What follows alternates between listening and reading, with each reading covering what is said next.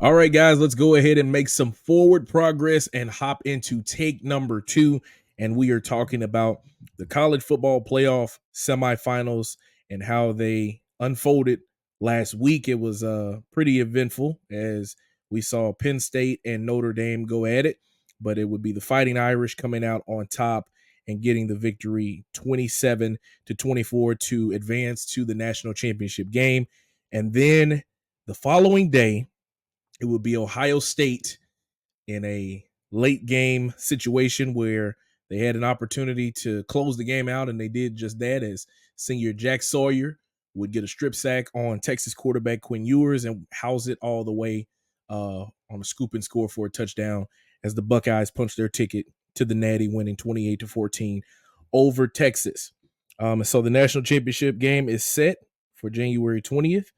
The Irish and the Buckeyes. It should be a pretty good one. But just looking back at these games, man, what can you say about these two teams and the games and how they finished? First and foremost, man, if somebody told me that Notre Dame would be in a championship game, I would have told them I'd be eating bricks, and I'd be eating bricks right now because I would never would have thought it. But Notre Dame is playing well. But what impressed me about Notre Dame is I think their coaching staff. I think their coaching staff gets these guys in the right predicaments every play. They're lining in the right spots. They're at the right spot at the right time defensively.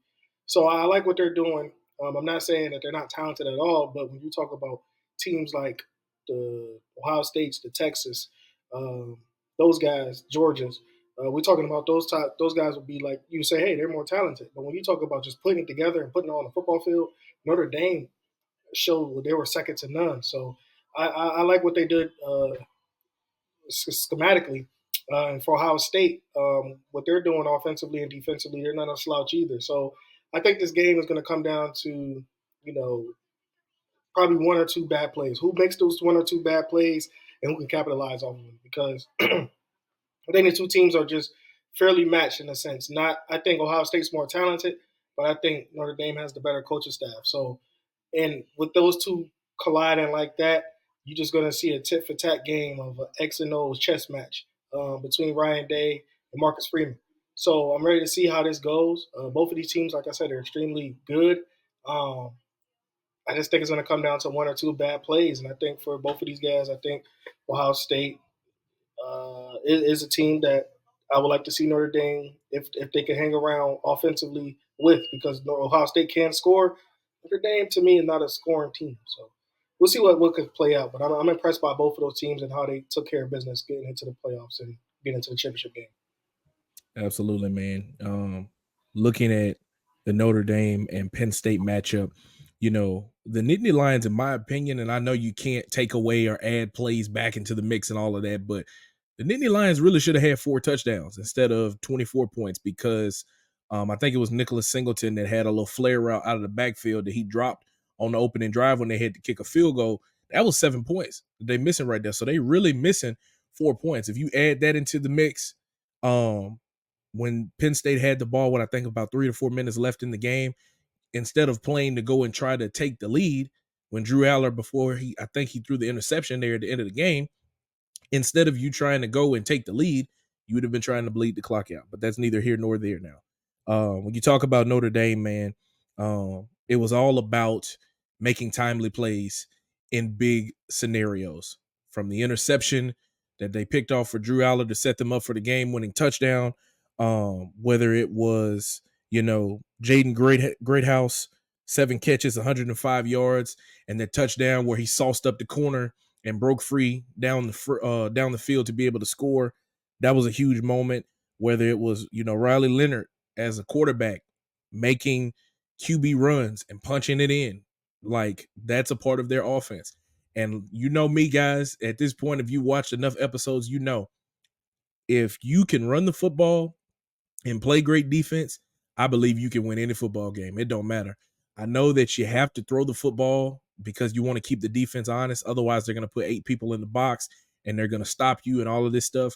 But when your O-line is able to run tight zone, mid zone, power, stretch, like if they're able to do all these different concepts and can move the football down the field. They can milk the clock, and then you can turn around and put a defense on the field that can go and take care of the quarterback, go after the guy and chase him down the field and make tackles for losses and make interceptions. You can win any football game. And that's exactly what Notre Dame was able to do. As far as Ohio State, man, like I said before, I still feel like they are one of the better. Well, they are the more favorite team. I'm not ready just quite yet to make my pick because I got to just look a little bit back more at Notre Dame as a whole throughout the season because I hadn't seen too many of their games that they played in the regular season. This is really some of the most that I've had an opportunity to watch them over the past couple of weeks while they've been in the playoff. But offensively, of course, Ohio State is as explosive as it gets. And we know going into that national championship game that all eyes will be on Jeremiah Smith, stopping him, clouding coverage to him, making sure that he can't make plays and all of those things like that. But we saw in their game against Texas that they still have other offensive weapons, particularly out of the backfield. The run game, the running backs being able to catch passes. I mean, Travion Henderson's screen pass there right before halftime was absolutely huge for them. Without that play, this game could be completely different. Again, I know you can't because I was reading a comment somewhere that said, stop making excuses. You can't take away plays and all of that. Well, it's not that you making excuses for it. It's emphasizing just how important those plays were. Like if you take that play away, it completely changes the game.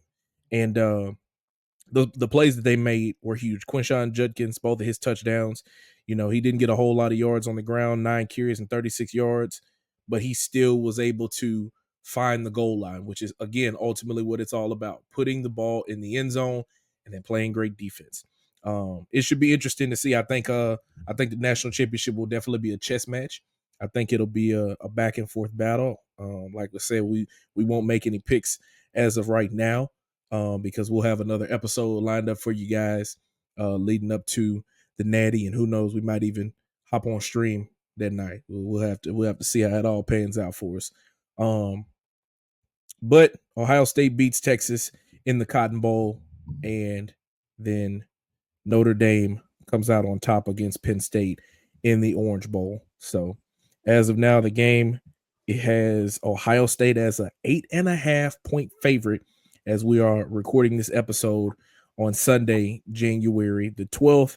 Again, that game will be on Monday, January 20th at 6:30 p.m. It'll be on all them different platforms that ESPN has. I don't ESPN 1, 2, 3, 4, the Ocho, Cinco, and all of them channels. It's going to be on there. Yeah, Deportes, all of that.